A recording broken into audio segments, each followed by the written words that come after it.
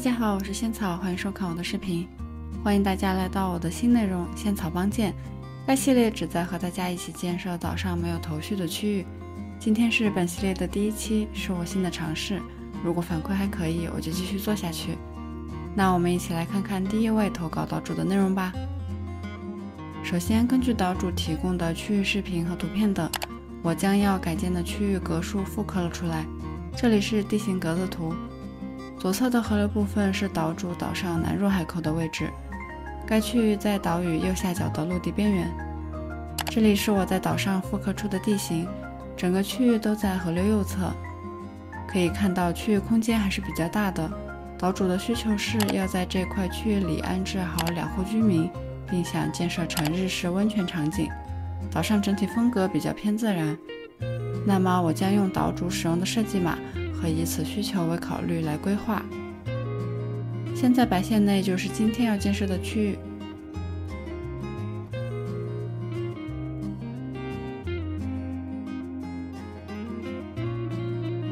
这块区域的最北端，这里岛主是有一条横向的道路，所以我将这块区域的入口设定在这里，方便连通原本岛上更北边的区域。这里左右两边的白格子是预留好的居民房屋的位置，那我还是先完成搬迁。现在房屋安置好了，中间的道路会将左右两侧的房屋区域划分开，分成2个小院子。那先是房屋周围的区域，屋子背后需要一些较高的背景，会以松树和橙竹为主，加上栅栏强调出院落。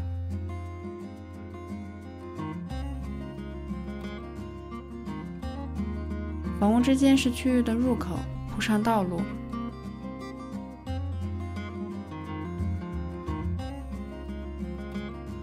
栅栏之间放上朴素派对灯，强调出入口。道路弯曲的空隙里可以种上灌木来丰富道路。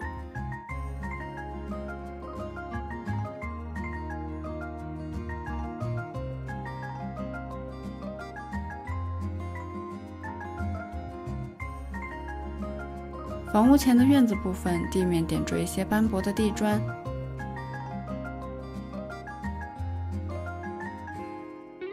左边房屋的侧面布置一些自然感较强的流水、庭院石等，再加上盆栽架和一些瓶子，主要突出园艺相关的要素。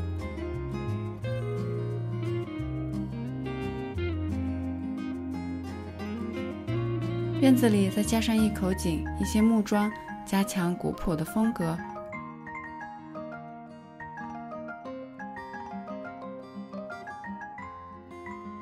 场景边缘，例如河岸这里，加上麦田，让场景有个隐形的外围被包裹起来。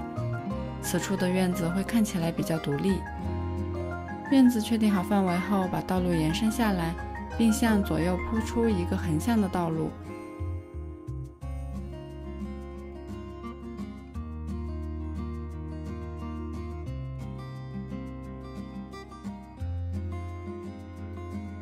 在路口放上石灯笼，作为离开院落区域的一个标志，将整个大区域做一些隐形的划分。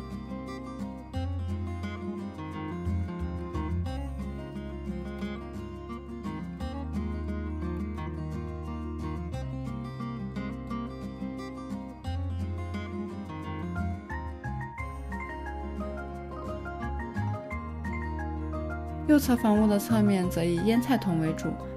院子里放上地炉和一些罐子，突出烹饪相关的要素。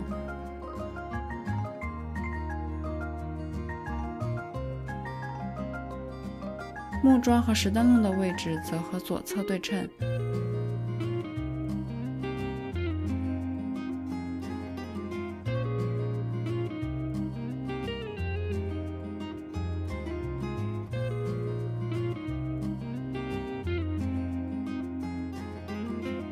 现在居民房屋的部分就建好了，完成了安置2户居民的需求，接下来则是温泉的部分。我们先把这里斜向的河岸点缀出来，用灌木和 K 乐灯交叉放置。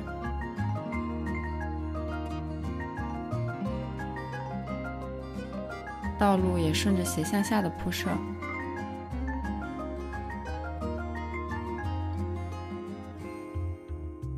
河口旁这块小区域就是第1块温泉池。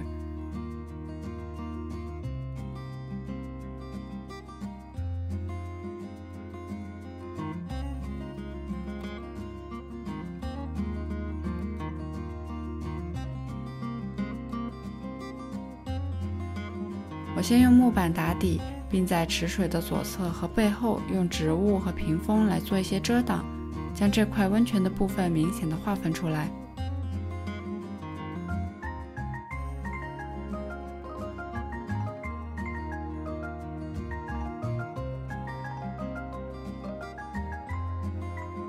从斜边河岸的拐角横向对应出来，是这块区域中间横向道路的大致位置。再到中间对着路口的位置来建一块过渡的中景，这里将以露天池为主体，再次强调温泉池的主题。把这里看成第2块温泉池也可以，是一块较自然的池子。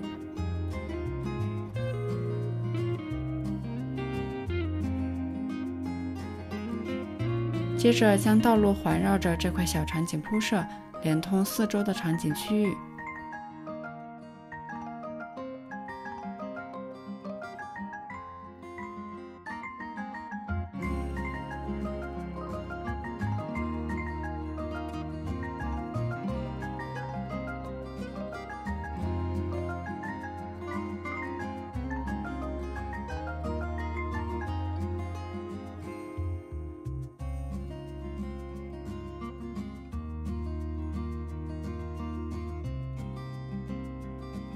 然后铺出第3块池子的区域，和刚刚第1块的场景风格相似，但在场景使用的家具上做出了一些变化。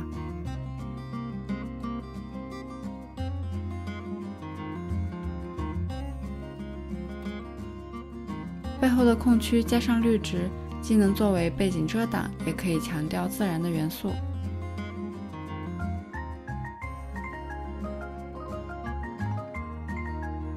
然后我先把道路完善一下，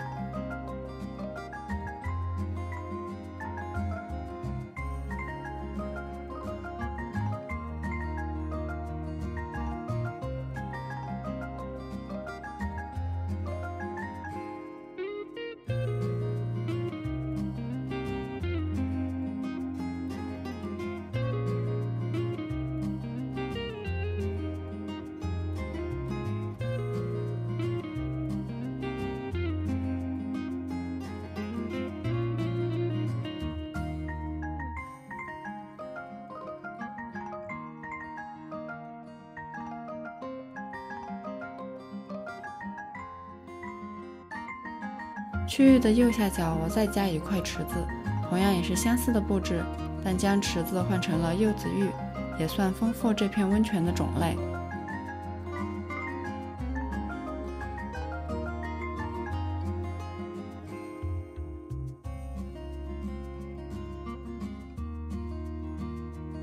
最右边的陆地边缘加上绿植装饰即可。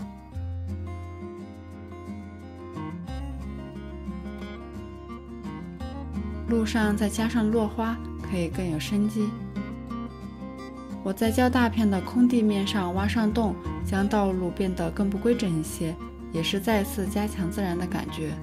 最后再在觉得比较空或是不太自然的地方添加上万用的麦田，那么今天的改建就完成了。